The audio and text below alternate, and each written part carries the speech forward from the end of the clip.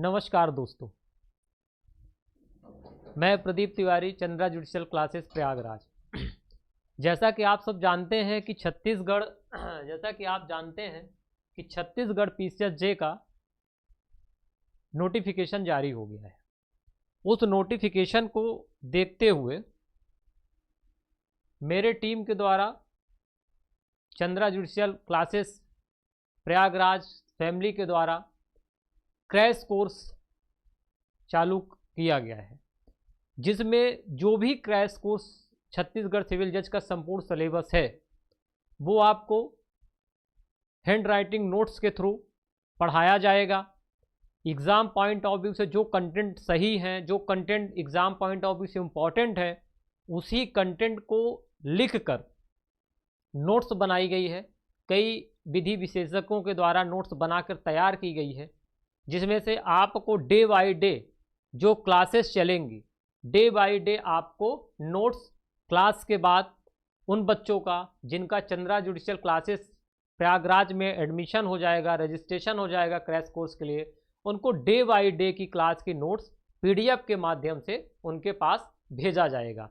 और एक day by day की notes daily Chandra judicial classes judicial app में डाउनलोड कर दिया जाएगा कि बच्चा जब भी चाहे वीडियो के साथ साथ नोट्स सामने रखकर अपना क्लास रिवीजन कर ले। इस चीज़ को देखते हुए आपके सामने ये जो दिख रहा है बोर्ड में, अगर दिख ना रहा हो थोड़ा और बड़ा कर देते हैं, ये छत्तीसगढ़ पीसीएस-जे का स्थान नियंत्रण अधिनियम 2011। आज का जो मेरी क्लास रहेगी, आज का जो मेरा टॉपिक है वो है स्थान नियंत्रण अधिनियम 2011।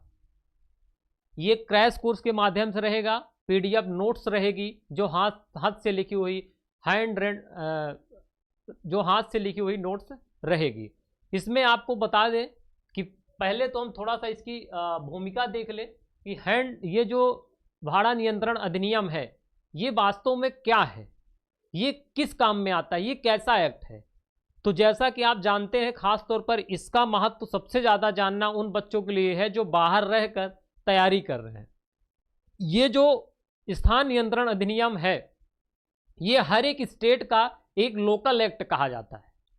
ये जो एक्ट होता है ये वहीं ही लागू होता है, जिस स्टेट में आप हैं उसी स्टेट के लिए, हर एक स्टेट के लिए इस एक्ट को बनाया जाता है। जैसे आप अगर यूपी से हैं तो यूपी के लिए स्थान नियंत्रण अधिनियम होगा, आप एमपी से हैं तो एमपी के लिए स्थान नियंत्रण अधिनियम होगा, भाड़ा नियंत्रण अधिनियम होगा, या आप छत्तीसगढ़ में हैं तो छत्तीसगढ़ का है। ऐसे जितने स्टेट हैं उस सारे स्टेटों के लिए इस एक्ट को बनाया गया है संसद को। इसको क्यों बनाया गया है, इसका क्या काम होता है? तो जैसे कि आप जानते हैं कि जब हम किसी के यहाँ रेंट पर रहते हैं तो इसमें जो भवन स्वामी होता है और जो किराएदार होता है उसके बीच के रिलेशन, उसके बीच के जो एग्रीमेंट, रेंट पे लेने के लिए, रूम रेंट पे लेने के लिए जो प्रक्रिया होती है, अगर किराएदार उसमें कोई न्यूसेंस पैदा करता है तो उसके लिए क्या प्रावधान है, अगर भवन स्वामी कोई न्यूसेंस पैदा करता है या कोई समस्या करता है या किराएदार के अधिकारों को हनन करता है तो उसके लिए क्या प्रावधान है, किराया रेंट पे लेने के लिए क्या प्रक्रिया होनी चाहिए, रेंट कब आपको भवन स्वामी को देना है, ये सारी प्रक्रियाएं, ये सारे नियम जो है इस एक्ट के अंतर्गत आते हैं। ये जो है ये क्रैश कोर्स के रूप में आपको पढ़ाई जाएगी और जो पीडीएफ तैयार किया गया है, जो नोट्स तैयार किया गया है वो भी पीडीएफ के तौर पर तैयार किया गया है, क्रैश कोर्स के तौर पर तैयार किया गया है। इसमें आपको आज जो पहला मेरा लेक्चर होगा, क्लास जो फर्स्ट होगी, ये आपको दिख रहा होगा। थोड़ा सा ये पेज वाइट है चूंकि ये हाथ से लिखी हुई नोट्स है तो इसलिए आपको वो होगा, इसको बनाया गया है। तो देखिए ये छत्तीसगढ़ रेंट कंट्रोल एक्ट 2011 है, ये आपको दिख रहा होगा। Crash course class with notes by Pradeep Tiwari sir, ये भी आपको दिख रहा होगा। आज की जो मेरी क्लास होगी, आज की मेरी क्लास होगी, पहली क्लास है, ये आपको अभी लाइव के माध्यम से दिख रही है। उसके बाद जो बच्चे क्रैश कोर्स के लिए एडमिशन ले लेते हैं उनको सारे सब्जेक्ट संपूर्ण सिलेबस आपको पीडीएफ के माध्यम से भेजा जाएगा। चलिए पहले हम ये देखते हैं कि इसमें कुल कितनी धाराएं हैं और कौन सी धाराओं में क्या क्या प्रावधान है, इसमें हम पहले इसको देखते हैं। तो इसका जो पहली धारा जो है सेक्शन 1 जो है ये है संक्षिप्त नाम विस्तार तथा प्रारंभ। पहले हम धाराओं को तैयार करेंगे, क्योंकि देखिए छत्तीसगढ़ में सेक्शन बेस्ड क्वेश्चन बहुत बनते हैं। तो पहला जो सेक्शन हमको दिमाग में रखना है, और हर एक लगभग सारे एक्टों का जो पहला सेक्शन होता है वो उसके बारे में बताता है, उसका नाम बताता है, जिसका विस्तार मतलब होता है कि कहां तक ये लागू है, कहां पे ये लागू होगी, इसका विस्तार बताता है, और उसके साथ साथ नाम विस्तार बताता है, और इसका प्रारंभ ये कब लागू हुआ उसकी डेट भी बताता है। ठीक है, तो इसको हमको याद रखना है। पहला सेक्शन हर इसमें यही होता है। दूसरा सेक्शन जो इसको बताता है परिभाषाएं। हर एक सेक्शन, हर एक एक्ट की अपनी एक परिभाषा होती है। तो इसकी जो परिभाषा बताई गई है, छत्तीसगढ़ रेंट कंट्रोल एक्ट की जो परिभाषा बताई गई है वो सेक्शन 2 में बताई गई है। सेक्शन 3 बताता है छूट। अब देखिए जब आप रेंट कंट्रोल एक्ट पढ़ेंगे तो ये बताएगा कि कौन सी, जब आप सेक्शन 2 पढ़ेंगे तो बताएगा यह कहां पे लागू होगा, कहां पे नहीं लागू होगा, किसका स्वामी कौन, भवन स्वामी कौन होता है, किराएदार कौन होता है, ठीक है ना। तो निवासिक पर्पस से जमीन क्या होती है, एकोमोडेशन क्या होता है। इसी प्रकार सेक्शन 3 बताता है कि ये एक्ट किसको किसको छूट देगा। तो ये हम आगे पढ़ेंगे, अभी हम हेडिंग याद कर रहे हैं। तो हमको बस ये याद रखना है कि सेक्शन 3 छूट की बात करती है। किसकी बात करती है?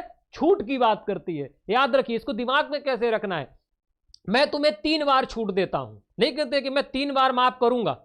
तो इससे हमको क्या याद रखना है, मैं तुम्हें 3 बार माफ करूंगा, मतलब रेंट कंट्रोल एक्ट की धारा जो 3 है ये 3 बार छूट दे रही है। मतलब किसको छूट देगी, तो सेक्शन 3 छूट देती है कि किसको, जो स्थान नियंत्रण अधिनियम पर अंतर्गत नहीं आएंगे। तो इसको हमको कैसे ट्रिक से याद रखना है कि मैं तुम्हें 3 बार माफ कर रहा हूं, बार बार गलती मत करो। तो 3 बार माफ करना मतलब सेक्शन 3 में छूट है। ठीक है, आगे आइए।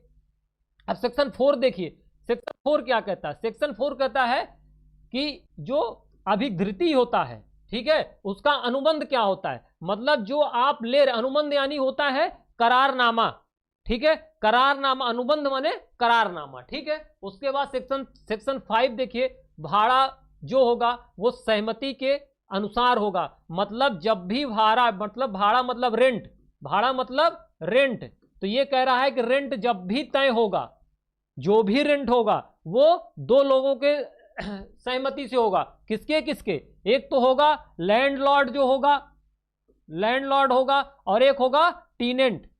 ठीक है, एक होगा टीनेंट। तो लैंडलॉर्ड और टीनेंट के बीच की जो सहमति होती है, इस सहमति से ही उस स्थान का जो भी वो रेंट पे लेना चाहता है, उस सहमति से ही उस रेंट का निर्धारित किया जाएगा। ये कौन बताता है, तो ये सेक्शन 5 बताता है। सेक्शन 6 क्या कहता है, सेक्शन 6 कहता है कि भाड़ा नियंत्रण अधिकरण का गठन। अब देखिए, जब हम रेंट कंट्रोल एक्ट पढ़ेंगे, जब मकान आएगा, भवन स्वामी आएगा, किराएदार आएगा, तो अगर इन दोनों में कोई न्यूसेंस पैदा करते हैं या इन दोनों में कोई मतभेद होता है, तो उस मतभेद की सुनवाई कौन करेगा, उसका निराकरण कौन करेगा। तो ये बताता है सेक्शन 6 कि उसके लिए एक गठन होगा, और वो गठन कौन सा होगा, वो भाड़ा नियंत्रण अधिकरण का गठन कहलाएगा। मतलब वो भाड़ा नियंत्रण अधिकरण कहलाएगा। ठीक है, सेक्शन 7 क्या कहता है कि जब भाड़ा नियंत्रण अधिकरण का गठन होगा तो उसके बाद भाड़ा नियंत्रण की स्थापना होगी। तो स्थापना किस में, याद रखिएगा, अगर स्थापना देखें तो 7 में और गठन देखें तो 6 में। तो 6 को आपको कैसे दिमाग में रखना है ताकि 6 और 7 में आपको कंफ्यूजन ना हो। तो याद रखिए 3 + 3 कितना होता है, 3 + 3 = 6। तो जहां पर हमको गठन करना है, मतलब जोड़ना है, क्या करना है, जोड़ना है। तो जब जोड़ना शब्द आए, मतलब 6 शब्द आए, जब 3 + 3 कितना होता है, 6 होता है। तो जब हमको जोड़ना हो, तो जहां पे हमको जोड़ना है, जोड़ना मतलब गठन करना, गठन करना मतलब इकट्ठा कर कर गांठ बांधना, तो वो सेक्शन 6 में हम देखेंगे। तो याद रखिए सेक्शन 6 में क्या है, मेरे साथ बोलिए। तो सेक्शन 6 में भाड़ा नियंत्रण का गठन है। क्या है, गठन है। ठीक है, और 7 में क्या है, तो 7 में स्थापना है। स्थापना 7, ऐसे याद रखिए, 7 स्थापना, था सा। ठीक है, तो 7 में क्या है, स्थापना है। इसको ऐसे याद रखना है। अब आपसे कोई पूछे कि सेक्शन 6 में क्या है, तो आप क्या बताएंगे, आपको गठन याद रखना है। गठन कैसे, 3 + 3 6, तो हमको याद रखना है कि सेक्शन 6 में क्या है, तो ये भाड़ा नियंत्रण अधिकरण का गठन है और यहां पर नियंत्रण की स्थापना है, ये भी याद रखिएगा। ऊपर क्या है 6 में, अधिकरण का गठन, और नीचे क्या है, नियंत्रण की स्थापना। ठीक है, चलिए आगे बढ़िए। सेक्शन 8 देखिए, सेक्शन 8 क्या कहता है, सेक्शन 8 कहता है भाड़ा नियंत्रण अधिकरण की शक्तियां। अब जब गठन होगा, जब हम 7 होंगे तो उनके पास क्या होना चाहिए, उनके पास पावर भी होना चाहिए। जब हम 7 होंगे तो उनके पास क्या होना चाहिए, पावर भी होना चाहिए। तो पावर कौन देगा, पावर देगा 8। क्यों, क्योंकि जब 3 + 3 क्या होता है, 6 होता है, = 6। तो जब गठन हुआ तो 4 + 4 कितना हो गया, = 8। तो 6 से 8 बड़ा होता है, 6 से 8 क्या होता है, बड़ा होता है। तो जब 6 से 8 बड़ा होगा तो बड़े के पास क्या होती है, शक्ति होती है। बड़ा जो होता है उसके पास क्या होती है, पावर होता है। तो पावर किसको दे रहा है, पावर सेक्शन 8 को दे रहा है। तो यहां पर अधिकरण की जो शक्ति है वो किस सेक्शन में है, तो वो धारा 8 में है। समझ में आई आपको। चलिए अब हम देखते हैं, ये जो सेक्शन 10(9) का है, इसको ऊपर नीचे हो गया है, तो हम सेक्शन जो इसको हम क्या समझेंगे, इसको हम 9 समझेंगे, और इसको हम क्या समझेंगे, इसको हम 10 समझेंगे। तो सेक्शन 9 में क्या है, सेक्शन 9 में है भाड़ा नियंत्रण तथा नहीं, हाँ ठीक है। तो इसकी क्या है सेक्शन 9 में, भाड़ा नियंत्रण तथा भाड़ा नियंत्रण अधिकरण द्वारा अपनाई जाने वाली प्रक्रिया। तो अब जिसकी स्थापना हुई, स्थापना किसमें, गठन किसमें हुआ, 6 में हुआ, स्थापना किसमें हुई, 7 में हुई, और शक्तियां किसमें मिली, 8 में मिली। लेकिन जब इन सबको दे दिया गया है तो इनकी प्रक्रिया क्या होगी। ऐसा थोड़ी है कि सरकार आपको बुला के बैठा के काम नहीं लेगी, काम तो लेगी, उसी का आपका पैसा देगी। तो सरकार ने क्या किया, 6 में इनको इकट्ठा किया, ठीक है, याद रखिएगा। 7 में क्या किया, इनको एक जगह बैठा दिया, स्थापना कर दी, याद रखिए, इसे याद रखिए। और जब 6 में बुलाया और 7 में बैठाया तो फिर 8 में क्या करेगा, 8 में पावर दे दिया। और जब 8 में पावर दे दिया तो 9 में क्या करेगा, तो 9 में उन पावर को आप क्या कैसे करेंगे, कौन कौन सी शक्तियां का आप उपयोग करेंगे, क्या प्रक्रिया होगी, तो ये किसने बता दिया, ये सेक्शन 9 ने बता दिया। ठीक है, समझ में आया। अब चलिए आ जाइए सेक्शन 10 आ जाइए।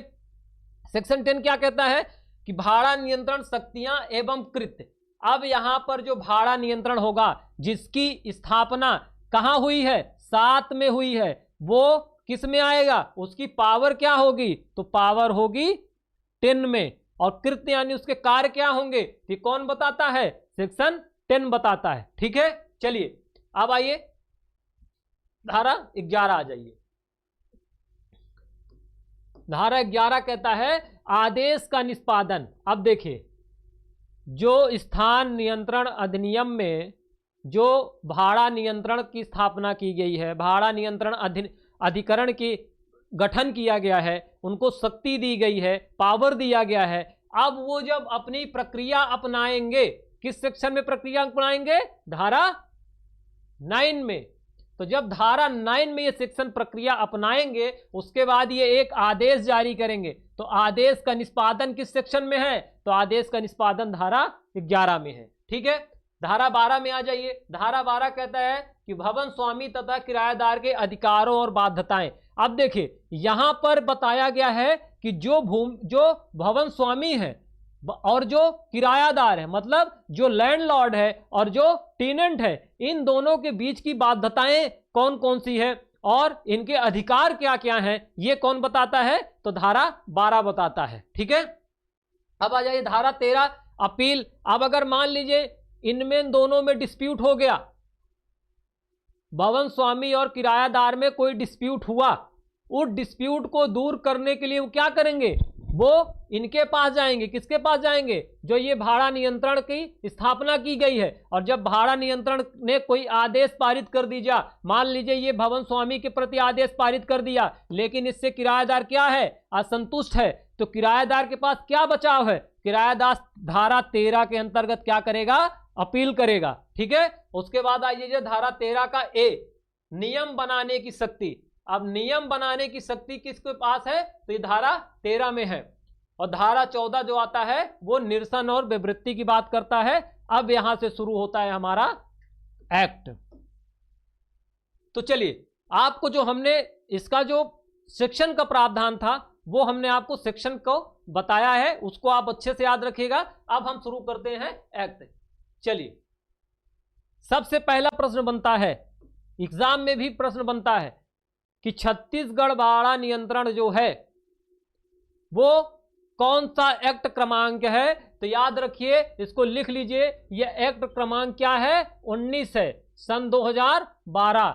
तो आपसे कोई पूछे कि स्थान नियंत्रण अधिनियम, भाड़ा नियंत्रण अधिनियम जो छत्तीसगढ़ का है वो कौन सा एक्ट क्रमांक है। एक्ट क्रमांक मतलब आप समझते हैं, एक्ट क्रमांक मतलब ये होता है कि जब अधिनियम बन रहा था, जब अधिनियम छत्तीसगढ़ में बन रहा था तो ये 19वें नंबर का अधिनियम है। मतलब इससे पहले 18 अधिनियम बन चुके हैं। इससे पहले कितने अधिनियम बन चुके हैं, इससे पहले 18 अधिनियम बन चुके हैं। ये 19 नंबर का अधिनियम है। इसी को कहते हैं एक्ट क्रमांक, इसी को कहते हैं सीरियल नंबर। ठीक है। चलिए, अब आपको मैंने बताया कि जब भी हम पढ़ेंगे तो उसमें क्या देखेंगे, उसमें हम देखेंगे कि एक्ट का उद्देश्य क्या है, यह किस लिए बनाया जाता है, इसका मुख्यतः क्या उद्देश्य है। इसका उद्देश्य देखने के लिए यह कहता है, इसका उद्देश्य देखिए, यह कहता है कि जो भवन स्वामी और किराएदार के हितों को संतुलित करता है। तो पहला इसका उद्देश्य जो है, याद रखिए, यह पूछता है, तो ये इसका पहला उद्देश्य जो है, तो ये जो भवन स्वामी है और जो किराएदार है, इनके हितों को संतुलित करता है। इनके हितों मतलब इनके जो राइट्स हैं उनको क्या करता है, संतुलित करता है, पहला उद्देश्य। दूसरा इसका उद्देश्य क्या है, दूसरा है कि वास सुविधा को भाड़े पर दिए जाने का प्रोत्साहित करता है। और जो आप किसी भी ऐसे वास सुविधा मतलब रहने लायक जो घर होता है उसको रेंट में देने के लिए क्या करता है, प्रोत्साहित करता है। ठीक है। तीसरा उद्देश्य इसका क्या है, भाड़े से संबंधित विषयों में अधिकरण द्वारा न्यायिक निर्णय करना। अब ये कह रहा है कि अगर भाड़ा से संबंधित कोई त्रुटि हो जाती है, भाड़ा से संबंधित अगर इसमें कोई त्रुटि हो जाती है, या फिर भाड़ा से संबंधित जो लैंडलॉर्ड है, जो टेनेंट है, इनके दोनों के बीच में डिस्प्यूट हो जाता है, तो उस डिस्प्यूट को न्यायिक निर्णय करना मतलब सही न्याय देना, सही निर्णय करना, जो सत्य है उसको निर्णय करना, ये भी इसका क्या है, उद्देश्य है। तो इसके कितने प्रकार के उद्देश्य हो गए, 3 उद्देश्य हो गए। पहला कौन, किराएदार भूमि स्वामी के हितों को संतुलित करना। दूसरा कौन, रेंट पे दिए जाने के लिए वास सुविधा के जो रेंट पर दिए जाते हैं उसको क्या करना, प्रोत्साहित करना। और तीसरा क्या है, ऐसा है कि जो अधिकरण है, तो वास जो रेंट पे दिए जाने के वास सुविधा जो है रेंट पे दिया जाता है उससे संबंधित अगर कोई त्रुटि है तो उसमें न्यायिक निर्णय लागू करना, यह भी इसका उद्देश्य है। ठीक है ना। चलिए आगे बढ़ते हैं। अगला क्या है, इसको नोट के रूप में देख लीजिए। आप जब पढ़ेंगे या लिखेंगे तो इसको इस तरह लिखेंगे। नोट क्या है, ये भारत गणराज्य के 62 वर्ष सीजी विधानमंडल द्वारा अधिनियमित किया गया है।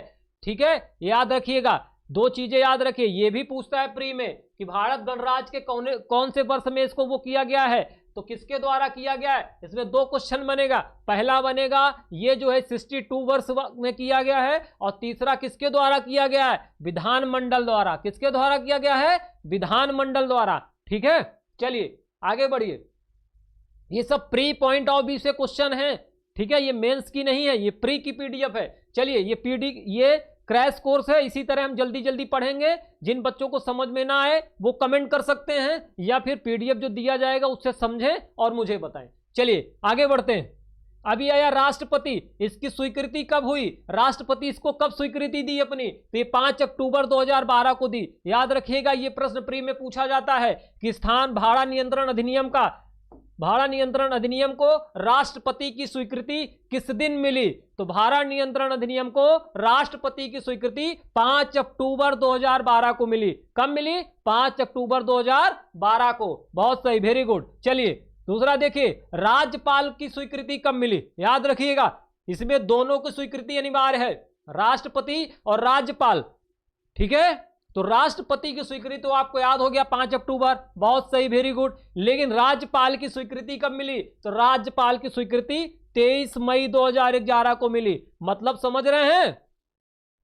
इसका मतलब यह है कि जो राज्यपाल है वो राष्ट्रपति से पहले अपनी स्वीकृति दे दी। याद रखिएगा, कब से दी? जो राष्ट्रपति है उससे पहले स्वीकृति किसने दी? राज्यपाल ने दी। कब दी? 23 मई 2011 को। और राष्ट्रपति ने कब दिया? 1 साल बाद दिया। कब दिया? 5 अक्टूबर 2012 को। 1 साल से ज्यादा हो गया, ठीक है। चलिए और देखिए, प्रकाशित थी मतलब ये कब प्रकाशित हुआ, कब लागू हुआ? 6 नवंबर 2012 को। याद रखिएगा, ये तीनों डेट ये सब आपके प्री पॉइंट ऑफ व्यू से बहुत इंपॉर्टेंट है, वेरी इंपॉर्टेंट है, याद रखिएगा। मैडम पानी लीजिए, ठीक है। तो ये आपके प्री के हिसाब से पहला जो होगा, ये कौन से गणराज्य, भारत के किस गणराज्य से आया? तो 62 वर्ष गणराज्य। किसके द्वारा किसको अधिनियमित किया गया? विधान परिषद, विधानमंडल के द्वारा अधिनियमित किया गया, ठीक है। राष्ट्रपति की स्वीकृति कब मिली? तो राष्ट्रपति की स्वीकृति 5 अक्टूबर 2012 को मिली। राज्यपाल की स्वीकृति कब मिली? तो राज्यपाल की स्वीकृति 23 मई 2011 को मिली। ये कब लागू हुआ? 6 नवंबर 2012 को ये लागू हुआ, ठीक है। इतनी चीज समझ में आई? इससे जितना अभी तक आप पढ़ लिए हैं, इससे एक क्वेश्चन बनना अनिवार्य है। यह आप अपने दिमाग में बैठा लीजिए।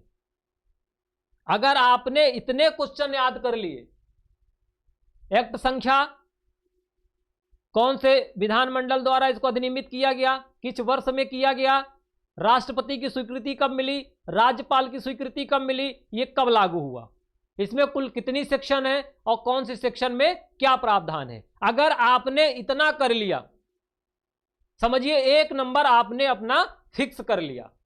और छत्तीसगढ़ का सबसे प्लस पॉइंट क्या है, याद रखिएगा सारे बच्चों, छत्तीसगढ़ का सबसे प्लस पॉइंट ये है कि वो कोई ये नहीं कि माइनर है तो 2 ही क्वेश्चन पूछेगा।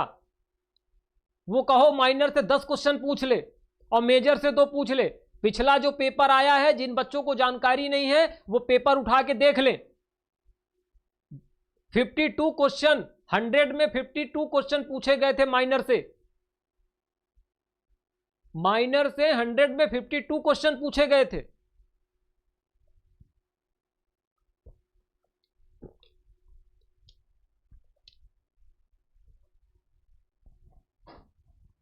इसलिए आप सब इसको हल्के में मत लीजिए। चलिए, इतना समझ में आया ना? एक बार मेरे साथ फिर दोहरा लीजिए आप।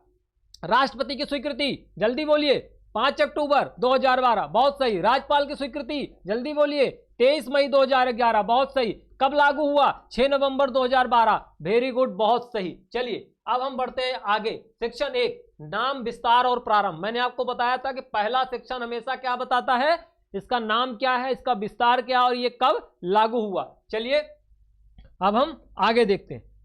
इसका जो नाम है, इसका नाम है छत्तीसगढ़ भाड़ा नियंत्रण अधिनियम 2011, ठीक है। ये भी प्री का एक क्वेश्चन है, ये भी प्री का एक क्वेश्चन है।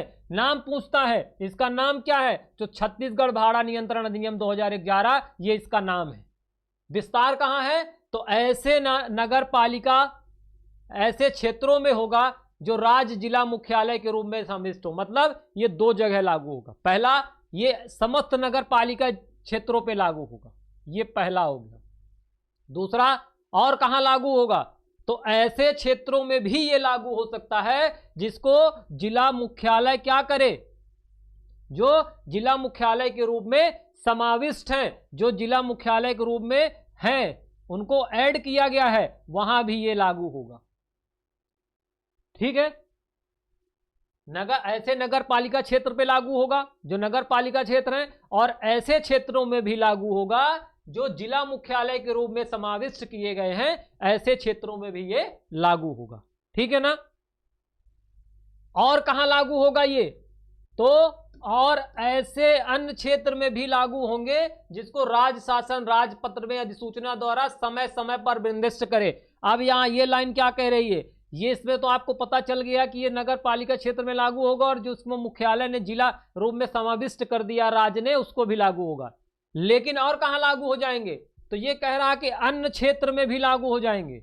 वो कौन से क्षेत्र होंगे, वो क्षेत्र होंगे जिसमें राज्य शासन राजपत्र के रूप में जो नोटिफिकेशन, गजट के रूप में जो नोटिफिकेशन जारी होता है, उसके रूप में वो समय समय पर ऐसे भी स्थानों पे लागू करा सकती है जो उसको ठीक लगे।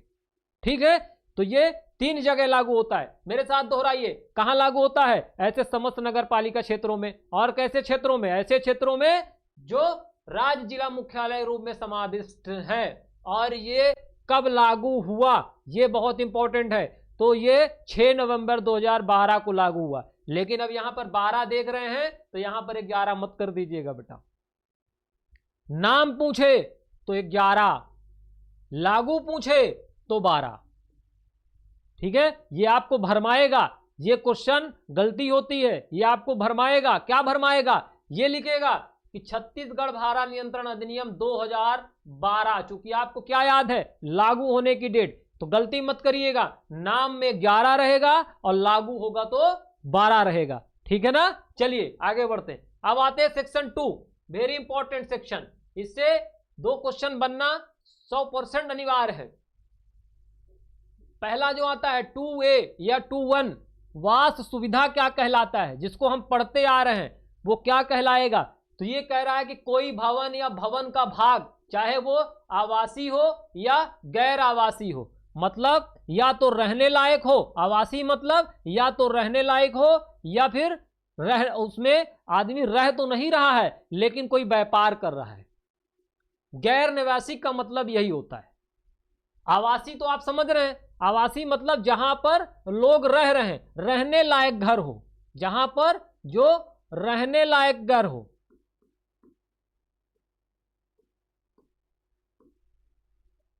रहने लायक घर हो। लेकिन गैर आवासीय का मतलब क्या होता है, इसके अंतर्गत दुकान, शॉप, गैरेज, ऐसे बहुत सारी चीजें आती हैं। तो स्थान नियंत्रण अधिनियम के अंतर्गत जो वास सुविधा होगा वो कोई भवन होगा या भवन का भाग होगा, पहले ये जानिए। या तो एक पूरा घर भी आएगा, ये एक पूरा घर भी आएगा, या इस घर का कोई भाग भी आएगा, इस घर का कोई भाग भी आएगा। ये क्यों लिखा गया कोई भाग शब्द, इसलिए लिखा गया है कि जब ए जो है ये बी के पास जाता है क्या करने, रेंट पे लेने, तो क्या होता है, अधिकतर ऐसा होता है कि आधे पार्ट में बी रहता है, जो कौन है, भवन स्वामी है, लेकिन आधा पार्ट वो क्या करता है, रेंट पर देता है। ए को दे दिया, सी को दे दिया, डी को दे दिया। तो ये क्यों लिखा गया, अगर सिर्फ भवन लिखा गया होता तो ये फिर क्या होता, ये अगर आधे में रह रहे होते तो क्या इनको इसका लाभ मिलता, नहीं मिलता। इसीलिए इसको लिखा गया है या तो भवन मतलब या तो पूरा या तो इसका कोई भाग। ये सब किसके अंतर्गत आएंगे, वास सुविधा के अंतर आएंगे। अब वो भाग, वो भवन जो है, चाहे वहां पर कोई निवास कर रहा हो या ना कर रहा हो, चाहे वो निवास प्रयोजन में इस्तेमाल किया जा रहा हो या गैर निवासी प्रयोजन के लिए इस्तेमाल किया जा रहा हो, वो सारे क्या कहलाएंगे, वास सुविधा कहलाएंगे। और क्या है, आगे आइए, चलिए आगे बढ़ते हैं।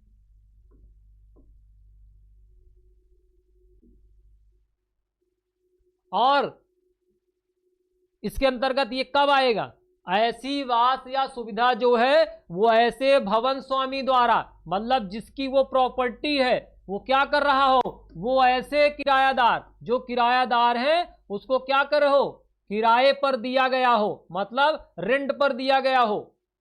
और क्या शामिल है वास के अंतर्गत, तो और शामिल है जिसमें क्या, कौन कौन सी भूमि शामिल है, कोई भूमि शामिल है, मतलब कोई जमीन भी है या कोई खुला स्थान भी है, सीढ़ी, मैदान, बगीचा, गैरेज, समस्त सुविधा जो किरायानामा में उल्लेख है, ये सारे क्या कहलाएंगे, वास सुविधा कहलाएंगे। पहला क्या होगा, मेरे साथ दोहराइए, भवन या भवन का कोई भाग। और दूसरा, या जिसको क्या किया गया हो, ऐसे भवन स्वामी द्वारा किराएदार को क्या किया गया हो, रेंट पर दिया गया हो, ये बाल सुविधा कहलाएगा। और इसके अंतर्गत क्या क्या आएगा, तो कोई भूमि आएगी, भूमि का कोई खुला भाग आएगा, या तो फिर उसमें और क्या सम्मिलित होगा, कोई सीढ़ी, मैदान, बगीचा, गैरेज और समझ सुविधाएं। अब जैसे मान लीजिए एग्जाम्पल देखिए, इसको समझ जाएंगे आप। जैसे मान लीजिए ये एक अपार्टमेंट है, क्या है ये एक अपार्टमेंट है। अपार्टमेंट बड़ा बनता है, आपको पता है, कई लोग होते हैं इसमें। अब इस अपार्टमेंट के सामने आप देखेंगे जो बड़े बड़े अपार्टमेंट बनते हैं, उस बड़े बड़े अपार्टमेंट में क्या होता है, उस बड़े बड़े अपार्टमेंट में एक गार्डन बना होता है। क्या बना होता है, एक गार्डन बना होता है। अब इस गार्डन में कुछ खुली भूमि भी होती है, यहाँ पे कुछ पेड़ भी होते हैं, यहाँ पर कुछ और भी सुविधाएं होती हैं। अब अगर आप सोचें कि हमने ये अपार्टमेंट ले लिया है, ठीक है, तो ये अपार्टमेंट किसका था पहले, ये अपार्टमेंट पहले ए का था। किसका था, ए का था। और अपार्टमेंट ये किसको दे दिया, ये बी को दे दिया। किस पे दे दिया, रेंट पे दे दिया। कमरा नंबर आप ले लीजिए, रूम नंबर आप मान लीजिए, जैसे ये अपार्टमेंट होगा तो रूम नंबर भी होगा 103। अब 103 के सामने मान लीजिए नीचे का है, या फिर आप फर्स्ट फ्लोर में ही देख लीजिए तो फर्स्ट तो ज्यादा समझ में आएगा। कमरा नंबर 2। अब कमरा नंबर 2 के सामने कुछ क्या है, इससे कुछ जुड़ी हुई भूमि खुली है, या उससे संबंधित कोई गार्डन खुला हुआ है। तो अब यहां पर ये जो कमरा नंबर 1 इसने रेंट पे लिया है, ये माना जाएगा कि इसके साथ ये भी क्या है, ऐड है। अब ये जो ए है यहां इसको इस्तेमाल करने से नहीं रोक सकता है, इसीलिए इसको लिखा गया है। किसके अंतर्गत क्या क्या आएगा, जब आप रेंट पे देते हैं इसके अंतर्गत आएगा ऐसी चीज भी शामिल रहेगी। कौन सी चीजें, देखिए, कोई भूमि, मतलब यहां पर कोई भूमि है या कोई खुला स्थान, यहाँ या मैदान खेलने के लिए, बच्चों वाला मैदान है खेलने के लिए, या तो फिर सीढ़ी अंदर जाने के लिए, मैदान, बगीचा, पेड़ पौधे, गैरेज, ये समस्त सुविधाएं, ये ज्यादातर अपार्टमेंट में होता है। तो जो अपार्टमेंट के नीचे व्यवस्था की जाती है वो भी इसी बात सुविधा के अंतर्गत आएगी। इसका कहने का मतलब ये है। समझ में आई बात। चलिए, लेकिन अब आपसे कोई पूछे कि स्थान नियंत्रण अधिनियम, जो भाड़ा अधिनियम है छत्तीसगढ़ का, इसके अंतर्गत वास सुविधा में क्या सम्मिलित नहीं है, तो मोस्ट इंपॉर्टेंट याद रखिए, दिमाग में बैठा लिखिए, इसके अंतर्गत ऐसी भूमि नहीं है। कौन सी भूमि, जो कृषि प्रयोजन में उपयोग में लाई जाती हो। यहां पे लिखा है ना, कोई भूमि शब्द लिखा है, एनी भूमि लिखा है, इसीलिए इसने नीचे इसको बता दिया है। एनी भूमि मतलब या तो कृषि प्रयोजन के लिए हो या किसी भी तरीके से हो, लेकिन नीचे इसलिए इसको बता दिया है। एनी भूमि को ये मत समझिएगा कि कृषि भूमि भी आती है, ये कह रहा है कोई भूमि या कोई खुला स्थान, वो इससे रिलेटेड है। इसीलिए मैंने इसको मैप बना के आपको बता दिया है कि जो बड़े बड़े अपार्टमेंट होते हैं, अपार्टमेंट जब आप लेने जाते हैं तो आपको सबसे पहले क्या दिखाते हैं, सबसे पहले आपको खुला एरिया दिखाते हैं। सर आप यहाँ गाड़ी पार्क कर सकते हैं, सर आप यहाँ पे आपके बच्चे खेल सकते हैं, सर यहाँ आप खुली हवा ले सकते हैं, ये गार्डन है सर, ये मैडम पेड़ है, ये फल है, ये है। ये क्यों दिखाते हैं, ये इसलिए दिखाते हैं कि आप इसको देखकर इसको ले लें, अट्रैक्ट हो जाएं। तो अब इसीलिए इसको कहा गया है कि वास स्थान के अंतर्गत ये भी आएगा, खुला मैदान भी आएगा, या कोई पेड़ पौधा, सीढ़ी भी आएगा, गैरेज भी आएगा, नीचे गाड़ी खड़ा करने की जो व्यवस्था होती है। लेकिन एनी भूमि के शब्द के अंतर्गत ये मत सोच लेना कि कृषि भूमि भी आएगी। इसीलिए इसने नोट के तौर पर मैंने इसको लिख दिया है कि जो कृषि प्रयोजन में लाई गई भूमि है, जो कृषि प्रयोजन में लाई गई भूमि है वो इसमें सम्मिलित नहीं है। इसको नोट करके दिमाग में बैठा लीजिए, ये इसमें सम्मिलित नहीं है। चलिए आगे बढ़ते हैं। अब आइए एग्रीमेंट। अब आपने क्या देखा, इसको इस तरह याद करना है। हमने देखा क्या, हमने देखा पहले हम जाएंगे जब भूमि स्वामी के पास या भवन स्वामी के पास जब जाएगा कोई किराएदार, सबसे पहले क्या देखता है, सबसे पहले रूम देखता है, कमरा देखता है, फ्लैट देखता है। उसके बाद क्या देखता है, उसके बाद वहां की सुविधाएं क्या क्या हैं ये देखता है। और जब उसे कमरा और रूम पसंद आ जाता है, वहां की सुविधाएं, वहां का वातावरण पसंद आ जाता है, तो क्या होता है किरायानामा बनता है, एग्रीमेंट बनता है। बड़ी बड़ी शहरों में, बड़े बड़े सिटियों में होने लगा है, कुछ जगह अभी नहीं हो रहा है, कुछ जगह हो भी रहा है। तो जो ये किरायानामा बनेगा ये क्या कहलाएगा? तो ये एग्रीमेंट कहां बताया गया है? तो दिमाग में रखिएगा, पहले में हमने अगर भवन पढ़ा है तो अगर हमको भवन लेना है तो दस्तावेज तैयार करना है, और अगर दस्तावेज तैयार करना है तो दूसरा स्टेप मेरा क्या होना चाहिए? दस्तावेज तैयार करना होना चाहिए। तो दूसरे स्टेप मतलब सेक्शन 2 का क्लॉज 2 जो है वो किसकी बात करता है? वो इस करारनामा की बात करता है, एग्रीमेंट की बात करता है। तो एग्रीमेंट क्या है? एग्रीमेंट किसे कहते हैं? तो एग्रीमेंट वह होता है जिसमें भवन स्वामी और किरायादार के बीच जो निष्पादित और लिखित करारनामा होता है। अब इसमें क्या क्या होगा इसको हम समझ लीजिए। देखिए इसमें क्या क्या होगा, इसको कैसे होगा? ये एक स्टांप बनेगा, इस स्टांप में ये 100 रुपए का स्टांप हो सकता है या और भी जो भी लाभ ले सके। इसमें समस्त कंडीशन के साथ दिया जाएगा, इसी को कहते हैं एग्रीमेंट, इसी को कहते हैं करारनामा। पॉइंट बाय पॉइंट लिखा रहेगा, पहले नाम लेने वाले का, देने वाले का, रेंट कितना है, कितने महीने का हो रहा है, लगभग 11 महीने का लोग कराते हैं। फिर टाइम क्या होगा रेंट देने का, कौन कौन सी प्रक्रिया होगी, किरायादार उसमें क्या क्या नहीं करेगा, मकान मालिक क्या क्या सुविधा देगा। ये जो एग्रीमेंट बनता है, ये जो करारनामा होता है, इसी को हम क्या कहते हैं? करारनामा कहते हैं। अब याद रखिए, सीधी सी बात है, को आपसे मान लीजिए प्रश्न आ जाए, करारनामा के पक्षकार कौन कौन से होते हैं, या करारनामा किसके द्वारा लिखित किया जाता है, हस्ताक्षरित किया जाता है? ये अच्छा क्वेश्चन बन सकता है। तो याद रखिएगा, जब भी करारनामा होगा उसमें जो सिग्नेचर होगा, जो उसमें दस्तखत होगा, वो दोनों का होगा। सिर्फ आप ये नहीं कि भवन स्वामी को मार दें, दोनों का होगा। दोनों को किसका किसका होगा? पहला भवन स्वामी, दूसरा किरायादार। यहां पर मान लीजिए सिग्नेचर करना है तो यहां ए ने कर दिया, यहां ने बी ने कर दिया। तो एग्रीमेंट वह कहलाता है जब भवन स्वामी या किरायादार के द्वारा ऐसे निष्पादित लिखित करार करते हैं, उसी को हम क्या कहते हैं? एग्रीमेंट कहते हैं। चलिए 2-3 में आ जाइए, जिला। अब देखिए, हमने पहले में जमीन देख लिया, घर देख लिया, दूसरे में हमने लिखा पढ़ी भी कर लिया, लेकिन अब ये भी देखना है कि भाई किस जिले में आता है। हमारे कोई रिश्तेदार हमारे यहाँ आना चाहते हैं तो हम क्या बताएंगे? हम किस जिले में रहते हैं। तो हम तीसरे स्टेप में किस में आएंगे? 3 में आएंगे। तो 2-3 में क्या है? डिस्ट्रिक्ट है, जिला है। जिला क्या कहलाता है? आप साधारण तौर पर बस जान लीजिए, इसका सिर्फ ये याद रखिएगा बस, जिला वो कहलाएगा जो भू राजस्व संहिता, इससे पहले अगली, अब ये क्लास खत्म होने के बाद, ये एक्ट खत्म होने के बाद अगला एक्ट जो चलेगा वो यही चलेगा, भू राजस्व संहिता। ये बहुत मजा आएगा पढ़ने में। तो भू राजस्व संहिता जो है 1959 के अनुसार जो जिला घोषित किया गया होगा वो क्या कहलाएगा? जिला कहलाएगा। ठीक है, चलिए अब आ जाइए आप 2-4 आ जाइए। 2-4 में क्या है? 2-3 में हमने क्या पढ़ा? जिला। 2-2 में क्या पढ़ा? करारनामा। 2-1 में क्या पढ़ा? वास सुविधा। इसी तरह मेरे साथ याद करते चलिएगा ताकि आपको दोबारा पढ़ना ना पड़े। अब देखिए, अदातन वृत्तिक्रमरी, ये जो होता है अदातन वृत्तिक्रमरी होता है, ये क्या होता है? जब बार बार डिफॉल्टर करता है, हैबिचुअल लोग जो होते हैं, ठीक है ना, तो ये क्या करते हैं? ये बार बार किराया देने में लापरवाही करते हैं। ये क्या होता है इसको देखिए, ऐसा किरायादार, कैसा किरायादार, कौन सा किरायादार?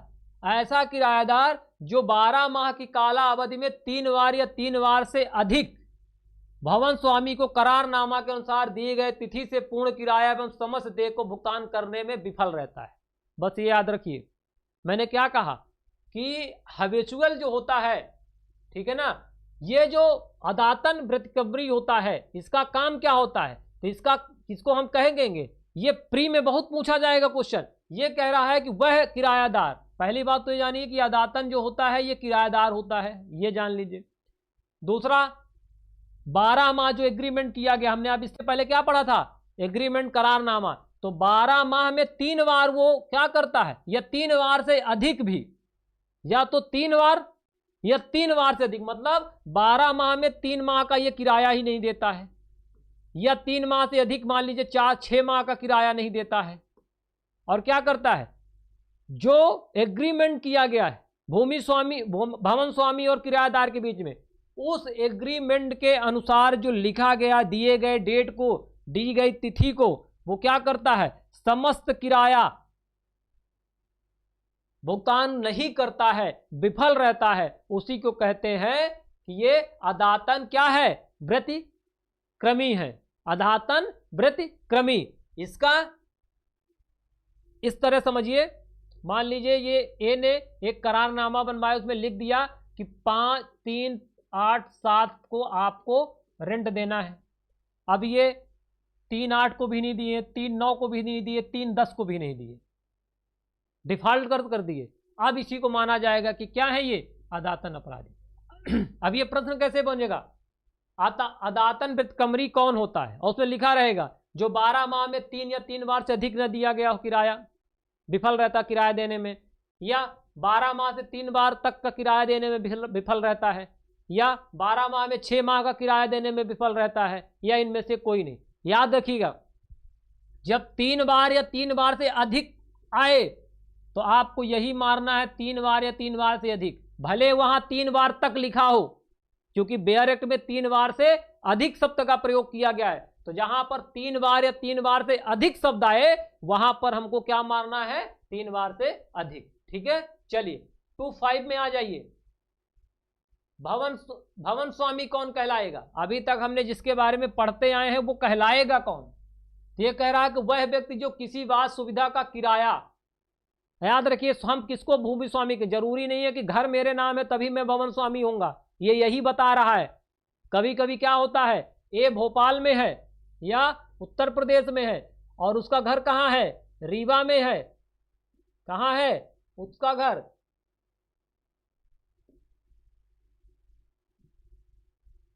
उसका घर कहाँ है, रीवा में है। अब ये क्या करता है, बी को नियुक्त कर देता है।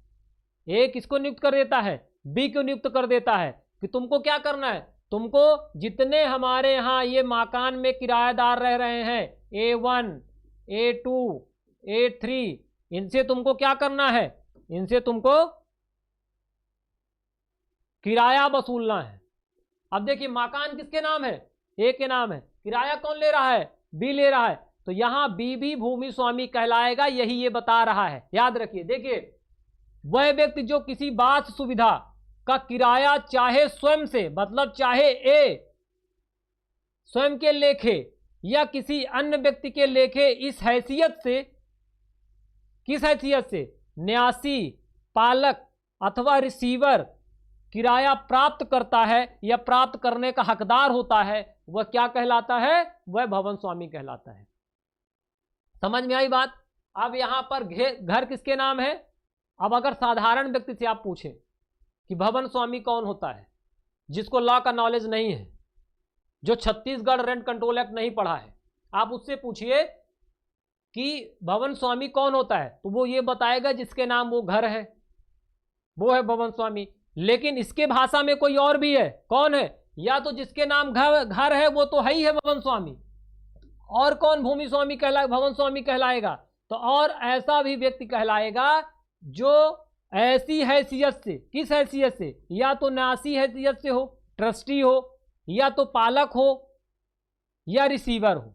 या तो पालक मतलब देखरेख वाला होता है, या तो रिसीवर हो, किराया प्राप्त करता है और प्राप्त करने का हकदार रहता है, वो कहलाएगा कि क्या है, भवन स्वामी है। समझ में आई बात। ये प्री का क्वेश्चन है। भवन स्वामी के अंतर्गत कौन कौन आते हैं, जो स्वयं से किराया प्राप्त करता है, पहला ऑप्शन। दूसरा, जो स्वयं से ना करके किसी अन्य के लेके किराया प्राप्त करने की हैसियत रखता है। तीसरा, कोई न्यासी। चौथा, कोई रिसीवर। उपरोक्त में से सभी, तो उपरोक्त में से सभी। ठीक है, चलिए आगे बढ़ते हैं। आ जाइए 2.6 क्या कहते हैं, नगर पालिका क्षेत्र। आपने शुरू में पढ़ा था ना कि इसका विस्तार कहां होगा, समस्त नगर पालिका क्षेत्र में होगा, पढ़ा था ना। अब देखिए नगर पालिका क्षेत्र किसमें बताया गया है, तो पहली बात याद रखिए कि धारा 2.6 में बताया गया है। किसमें बताया गया है, धारा 2.6 में बताया गया। और यह पंचायत क्षेत्र जैसा सीजी नगर पालिका निगम एक्ट 1956 और सीजी नगर पालिका अधिनियम 1961 में परिभाषित हो। ये कह रहा है कि नगर पालिका क्षेत्र वह कहलाएगा जो पंचायत क्षेत्र है, पहले ये जानिए। और जिसको क्या किया गया है, छत्तीसगढ़ नगर पालिका निगम एक्ट 1956 में और छत्तीसगढ़ नगर पालिका निगम 1961 में परिभाषित किया गया है। ये एक्ट याद रखिएगा, ये प्री में पूछेगा, ये दोनों आते हैं, 1956 भी आता है और 1961 भी आता है। तो 1961 और 56 का जो एक्ट है छत्तीसगढ़, उस एक्ट में जिसको परिभाषित किया गया है, बताया गया है, वही नगर पालिका क्षेत्र का अंतर्गत आएगा, वही नगर पालिका क्षेत्र कहलाएगा। समझ में आई बात? तो नगर पालिका क्षेत्र किसमें बताया गया है? तो 2 के क्लॉज 6 में बताया गया है।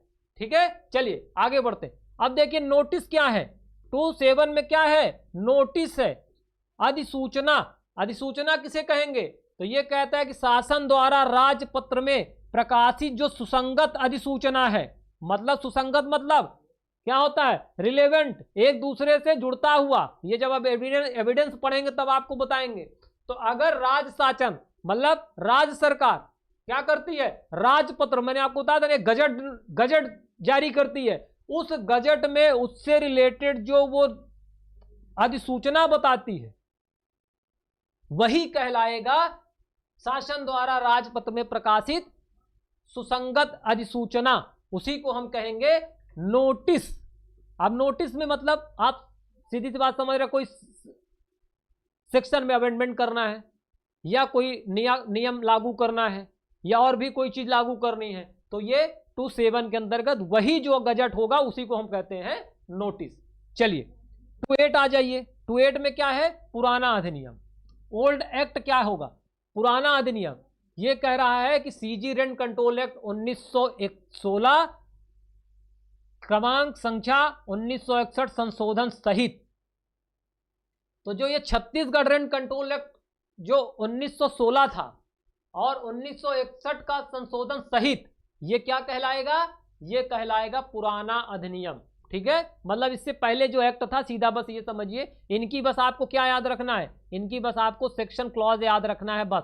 अब रेंट क्या है, इसको जरूर याद करिए। ये कहता है कि वास सुविधा के लिए, मतलब जो मकान आप ले रहे हैं उसके लिए क्या करता है? कोई किरायादार द्वारा भवन स्वामी को दे प्रतिफल।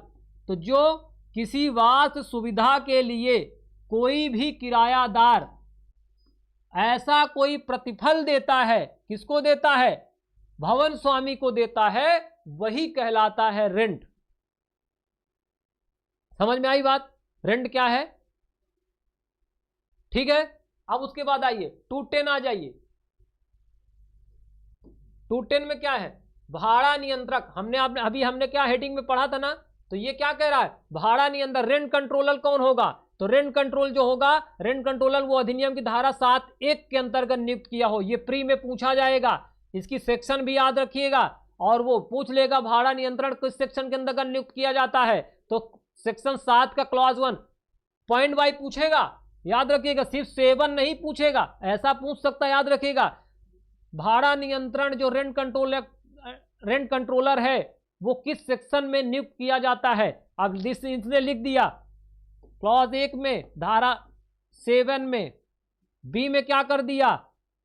धारा 7 का क्लॉज 1 में, सी में क्या कर दिया? धारा 7 का क्लॉज 2 में, उपरोक्त में से कोई नहीं। तो याद रखिएगा, क्लॉज सहित याद रखिएगा, क्लॉज 1 में नियुक्त किया जाता है। ठीक है, चलिए आगे आइए। धारा 12 निश्चित अधिनियम, रिपील एक्ट क्या कहलाएगा? तो कह रहा है कि छत्तीसगढ़ जो एक्ट है वो 1961 सहित, छत्तीसगढ़ एक्ट 1961 सहित यह अधिनियम धारा 10 का क्लॉज 1 के अंतर्गत निश्चित दिनांक तक सभी संशोधन निश्चित अधिनियम कहलाएंगे। मतलब इससे पहले, अभी हम क्या पढ़ रहे हैं? 2011 पढ़ रहे हैं। क्या पढ़ रहे हैं? 2011। इससे पहले कौन सा छत्तीसगढ़ रेंट कंट्रोल एक्ट लागू था? 1961। तो ये क्या कह रहा? रिपील के अंतर्गत क्या आएगा? वह एक्ट जिसको रिपील किया गया है। किस सेक्शन के अंतर्गत रिपील किया गया है? आगे हम पढ़ेंगे, सेक्शन 14 के अंतर्गत रिपील किया गया। तो ये कह रहा है कि जिसको रिपील किया गया वो एक्ट और जो धारा 10 के अंतर्गत जो निर्दिष्ट दिनांक तक सभी संशोधन जो है जिनको रिपील किया गया है वो भी रिपील वो भी रिपील अधिनियम के अंतर्गत आएंगे। ठीक है, चलिए अब आइए जाइए धारा 2 का क्लॉज 13 सामाजिक उत्ताप, ये जो सोशल न्यूसेंस कहलाता है। ठीक है, इसको हम कैसे समझेंगे? तो कह रहा है किरायादार को अपने वास सुविधा या उपयोग में अनुसूची के सरल क्रमांक 10 में उपबंध से समस्त क्रिया करता है। अब ये कह रहा है कि अगर मान लीजिए जो किरायादार है वो क्या करता है, वो जो ऋण वास सुविधा लिया है उसके उपयोग से रिलेटेड जो अनुसूची एक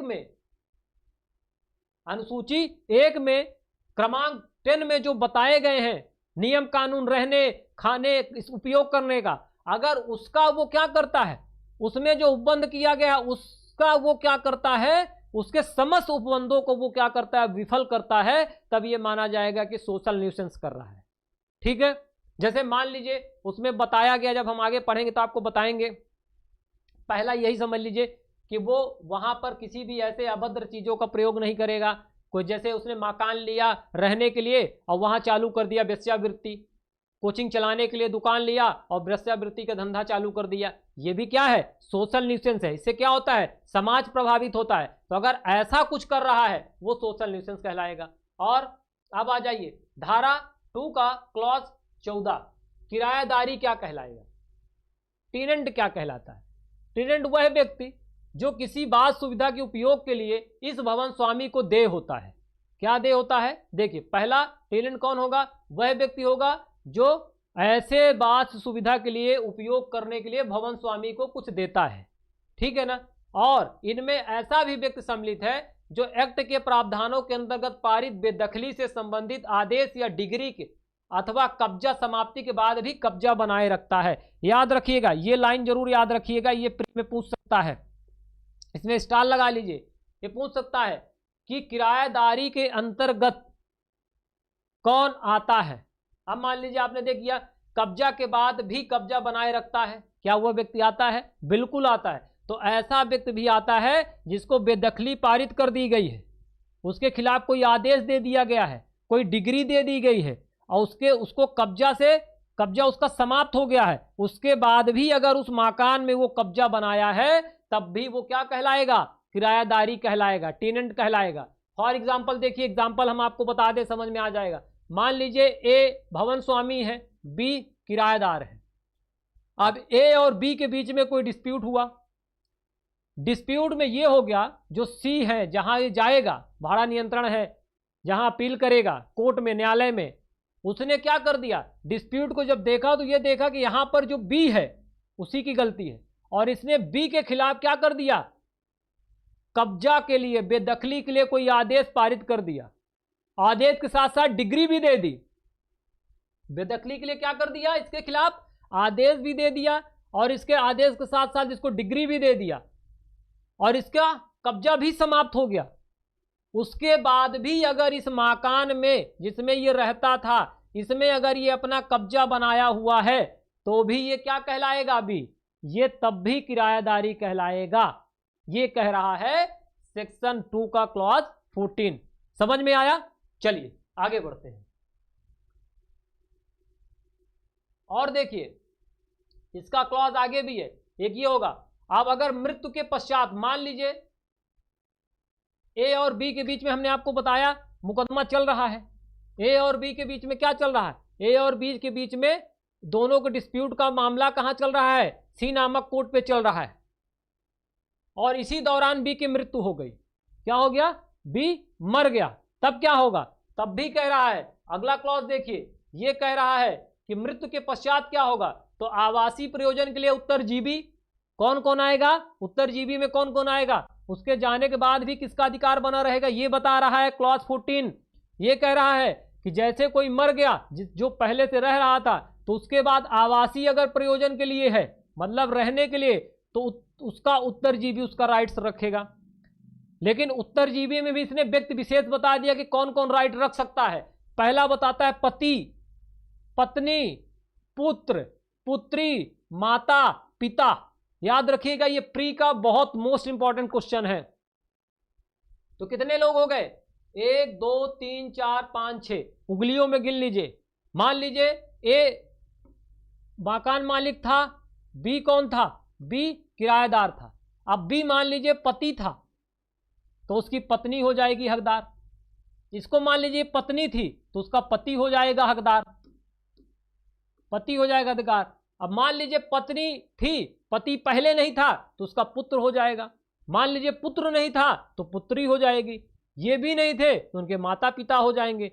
इन 6 प्रकार में से कोई भी व्यक्ति या 2 या 4 या सभी उसके उत्तरजीवी कहलाएंगे। और अगर उस दौरान, जिस दौरान उन दोनों के बीच में डिस्प्यूट है और वो मामला कोर्ट पे चल रहा है और उनमें से जो किराएदारी था वो मर जाता है, तो ये लोग उसको कंटिन्यू कर सकते हैं। और याद रखिएगा अगला क्लॉज क्या कहता है? और अगर मान लीजिए अब व्यवसायिक या व्यापारिक प्रयोजन के लिए, मान लीजिए वहां वो रह तो नहीं रहा था, लेकिन वो ऐसी कोई व्यवसाय कर रहा था, कपड़े की दुकान, किराने की दुकान, तेल की दुकान, नमक की दुकान, जो भी है। अब अगर वो कोई व्यापार या व्यवसाय कर रहा था और फिर अगर वो मर जाता है, तो उसके उत्तरजीवी उसमें कब्जा बनाए रख सकते हैं। उत्तरजीवी में कौन कौन आएगा? सेम लोग आएंगे, पति, पत्नी, पुत्र, पुत्री, माता और पिता। ये सारे लोग भी उसमें आएंगे जो ऐसे वास सुविधा, ये वास है, ठीक है, वास सुविधा के लिए परिवार के रूप में रहते थे या रहते हैं। ठीक है, चलिए आगे बढ़ते हैं। अब आ जाइए धारा 3। चलिए 2 तक आपको समझ में आया? हमने 2 तक में क्या पढ़ा, एक बार रिवीजन करिए। देखिए हमने पहले पढ़ा धाराएं, कौन सी धारा में क्या प्रावधान है। ठीक है, तो पहला धारा नाम विस्तार बताता, हमने आपको बताया था। दूसरा परिभाषा बताता है, हमने ये भी बताया था। तीसरा छूट बताया था, छूट मतलब 3 बार छूट, मैं आपको 3 बार छूट दे रही। तीसरा अभिवृत्ति बताया था, उसका अनुबंध क्या है, ये धारा 4 में है। 5 में क्या है, भाड़ा सहमति से होगा, ये आपको पता है। 6 में नियंत्रण अधिकरण का गठन होगा, हमने आपको बताया था। गठन किस में है, 6 में है। ऐसे याद रखिएगा, एक बार देख लीजिए मेरे साथ फटाफट। अनुबंध किस में है, 4 में। सहमति किस में है, 5 में। गठन किस में है, 6 में। स्थापना 7, शक्तियां 8, अधिकरण की प्रक्रिया 9 और शक्तियां एवं कृत अधिकरण की प्रक्रिया 10 में है और ये 9 में है। तो 9 किस में है, शक्तियां एवं कृत किस में है, नियंत्रण का 9 में है। आदेश और निष्पादन आदेश 11 में, और अधिकार जो है और बाध्यताएं वो 12 में, और इनकी सबकी अपील 13 में, और इसके संबंधित नियम 14 में। ठीक है, 13 में और 14 में रिपील। फिर हमने उद्देश्य देख लिया। स्वीकृति हमने आपको बताया, राष्ट्रपति की स्वीकृति 5 अक्टूबर, राज्यपाल की 23 मई, प्रकाशित डेट 6 नवंबर 2012। उसके बाद हमने देखा ये कहाँ कहाँ लागू होगी, इसका नाम क्या है। उसके बाद हमने देखा कि वास सुविधा क्या कहलाता है। उसके बाद करारनामा देखा, जिला देखा, अदातन व्यतकमी देखा, भवन स्वामी देखा, नगर पालिका क्षेत्र देखा, और इससे संबंधित समस्त सामाजिक उपताप, किराएदारी, ये सब हमारी परिभाषा आज समाप्त होती है। कल हमारी जो वीडियो रहेगी इसमें वो सेक्शन 3 से रहेगी। ठीक है, तो आप सब लाइव जुड़े रहिए और इसको घर में जाके देखिए। जो बच्चा चंद्रा जुडिशियल क्लासेस में इस तरह पीडीएफ फॉर्म में क्लास लेना चाहता है, उसके साथ साथ पीडीएफ भी लेना चाहता है, वो दिए गए नंबर पर संपर्क करके अपना रजिस्ट्रेशन करवा ले और रजिस्ट्रेशन करवाकर क्लास ज्वाइन कर ले। लेट मत करें। आपके लिए छत्तीसगढ़ में समस्त जितना संपूर्ण सिलेबस है वो आपको पढ़ाया जाएगा। उसके साथ साथ और भी ऐसे बच्चों के लिए जो क्रैश कोर्स नहीं करना चाहते हैं, वो चंद्रा जुडिशियल क्लासेस के तौर पर विगत 10 स्टेट के 10 साल के PYQ क्वेश्चन को एनालिसिस कर टेस्ट सीरीज बनाया गया है, और वो छत्तीसगढ़ के लिए बहुत ही महत्वपूर्ण कार्य साबित होगा। इसलिए आप सब रजिस्ट्रेशन करवाकर इसका भी लाभ उठा सकते हैं। कल मिलते हैं हम नेक्स्ट क्लास में, इसी PDF से आगे पढ़ेंगे सेक्शन 3। धन्यवाद।